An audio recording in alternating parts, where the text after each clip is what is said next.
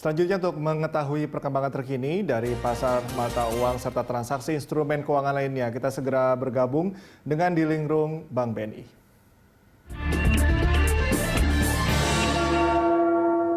Kita telah terhubung dengan Treasury Research Analyst BNI, Pugu Andik. Selamat pagi, Mas Pugu.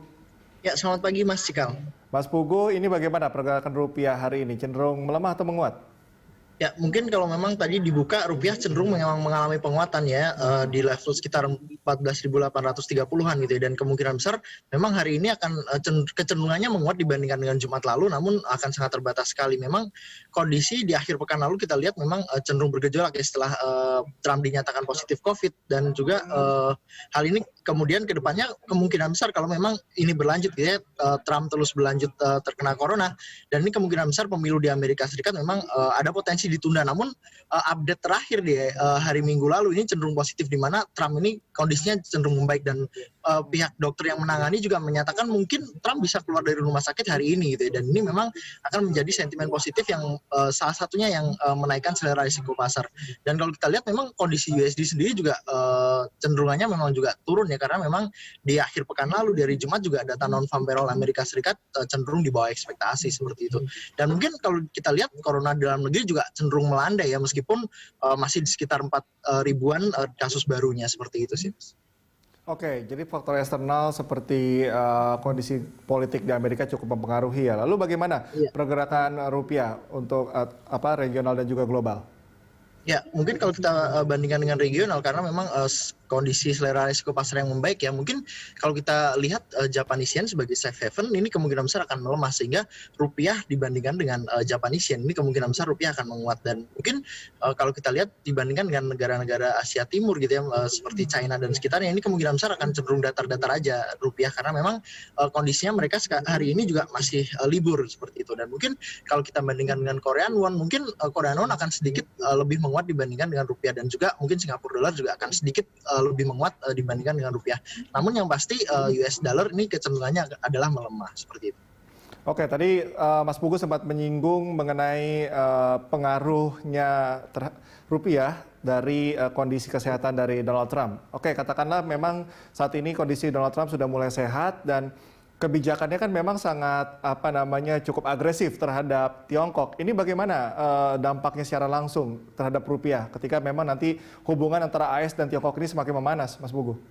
Ya, mungkin kalau kita lihat memang hubungan Amerika Serikat dengan China ini belum sepenuhnya selesai. Namun kalau kita lihat saat ini kondisi ini cenderung tidak ada eskalasi, karena memang Trump akan berfokus terhadap pemilunya gitu ya. Dan mungkin dari China sendiri juga belum melakukan serangan. Mungkin terakhir update dari akuisisi TikTok di Amerika Serikat ini juga berlangsung dengan cukup baik ya, sehingga kemungkinan besar untuk sebulan ke depan rasanya hubungan Amerika Serikat dan China ini cenderung akan datar-datar aja, sehingga ini sebenarnya ada peluang untuk rupiah menguat. Namun kalau kita lihat memang ada ketidakpastian politik di Amerika Serikat seperti itu. Oke, kalau kita bicara mengenai corona, ini seberapa besar pengaruhnya saat ini terhadap rupiah? Ya, mungkin kalau dari faktor internal selama sepekan ke depan ini adalah gejolak dari kasus corona dalam negeri, ini akan menjadi sentimen utama penggerak dari rupiah ya. Kalau kita lihat memang rupiah ini kecenderungan ketika corona dalam negeri naik, rupiah juga akan ikut mengalami pelemahan. Dan kalau kita lihat memang dampak dari PSBB dalam negeri gitu ya, secara ekonomi kita lihat kembali kemarin inflasi juga sebenarnya secara month-on-month masih deflasi, namun secara year-on-year sudah mendekati level yang ditentukan BI ya, sehingga ini juga menjadi sentimen yang mungkin lebih ke arah positif daripada negatif untuk pergerakan rupiah seperti itu. Oke, untuk Pilpres di Amerika nanti seberapa dampak besarnya terhadap rupiah, Mas Pugu? Ya, mungkin kalau di awal bulan ini ya, di bulan Oktober ini kemungkinan besar di pekan pertama atau pekan kedua ini kemungkinan besar dampaknya masih belum tinggi ya, karena memang pasar juga masih wait and see bagaimana debat antara Trump dan juga Joe Biden ke depannya seperti apa gitu ya. Dan kalau kita lihat memang di debat pertama memang kondisinya tidak cukup kondusif ya, di mana keduanya saling menyela, dan apa yang disampaikan ini cenderung melebar kemana-mana seperti itu sih. Oke, untuk beberapa negara ini sudah mulai memperlakukan atau berencana begitu ya memperlakukan lockdown. Ini berpengaruh langsung nggak terhadap nilai rupiah itu sendiri? Ya, mungkin kalau secara langsung terhadap rupiah memang belum ada dampaknya. Kalau kita lihat memang lebih ke psikologis terhadap pasar selera resiko terutama gitu ya. Oke. Dan memang kalau kita lihat memang selera resiko pasar masih akan cenderung moderat meskipun kondisi Trump membaik juga adanya rencana stimulus deal gitu ya di Amerika Serikat. Namun ini masih akan cenderung moderat karena memang corona secara global juga masih cukup tinggi. Terakhir memang kondisi di Paris ini akan memperketat kembali lockdown mereka seperti itu.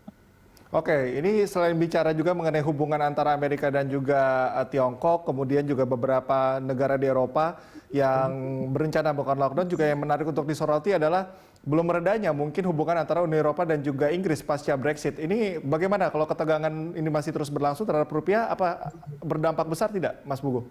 Ya, ya, ya. Memang kalau kita lihat akan ada dampaknya ya kalau memang hal ini berlanjut seperti itu ya, karena memang rupiah sendiri salah satu mata uang yang cukup volatile dan juga cenderung dipengaruhi oleh selera risiko pasar. Kalau memang di Eropa salah satu juga pasar yang cukup besar untuk masuk di pasar obligasi kita gitu ya, mengingat suku bunga mereka negatif gitu ya. Kalau hal ini terus berlanjut, kemungkinan besar tidak hanya rupiah yang akan tertekan, dalam negeri juga kondisi obligasi kita juga kemungkinan besar akan ada sedikit tekanan ya, karena memang salah satu investor terbesar yang pemilik SBN itu adalah dari Eropa seperti itu. Oke, lalu sentimen apa saja, Mas Pugu, yang bisa mendongkrak nilai rupiah? Ya, mungkin kalau kita bicara dalam negeri ya, kondisi corona ini jika terus cenderung melandai atau cenderung turun ke tambahan kasus perharinya, ini akan sangat positif sekali untuk pergerakan rupiah. Namun ketika corona dalam negeri ini naik, hal inilah yang akan justru menekan rupiah. Dan mungkin kalau kita lihat tanggal 7 nanti ada data foreign reserve ya, jika data foreign reserve ini cenderung positif atau naik gitu ya, kemungkinan besar rupiah selama sepekan ini ada potensi untuk mengalami penguatan. Oke, baik, terima kasih Mas Pugu atas informasinya. Pemirsa, Treasury Research Analyst BNI, Pugu Andik.